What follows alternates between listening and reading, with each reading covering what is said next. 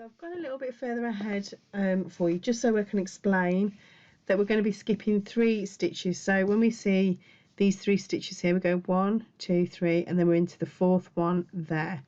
So we're working into the 4th stitch in the same space. So all 3 trebles, or one granny cluster, is living within that 1 chain space there, and then we skip 3 and work into the 4th, and so on until we come to the end. So let's just show you how that works again. So 1, 2, 1, 2, 3, 4, and then we just do that.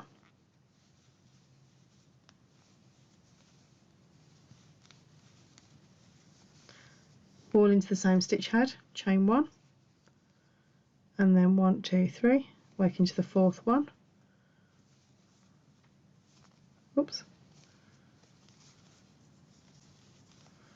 1, 2, 3, there, chain 1, 1, 2, 3, 4, go through.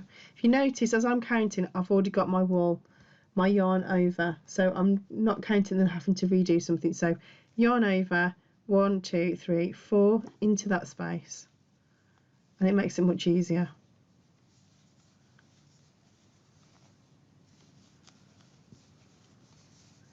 Chain 1, and then you can work directly into your corner.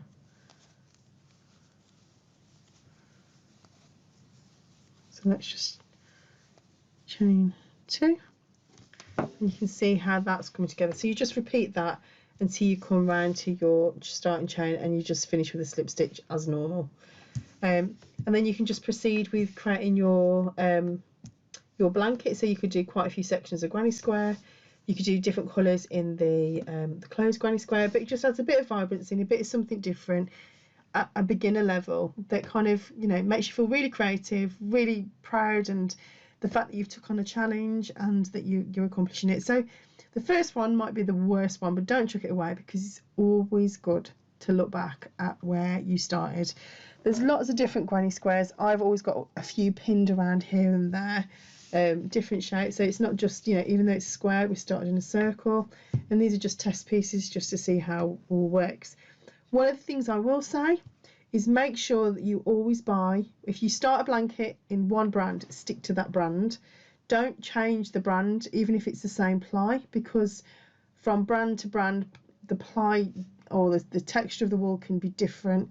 So if you, for instance, work in Hayfield bonus DK, make sure that every ball of wool that you use is in the bonus DK, because otherwise you will have issues with keeping the square true, because like I say, plies, although they may be double knit and across the board, the ones that you've chosen doesn't necessarily mean that they will have the same thickness element, because different materials and dyes are used.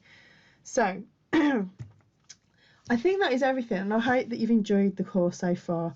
We would love to see your images, so if you do have an Instagram account or a Facebook account, please show us your progress in our groups or on your stories, and make sure you tag us in, because we'd love to see how you're getting on.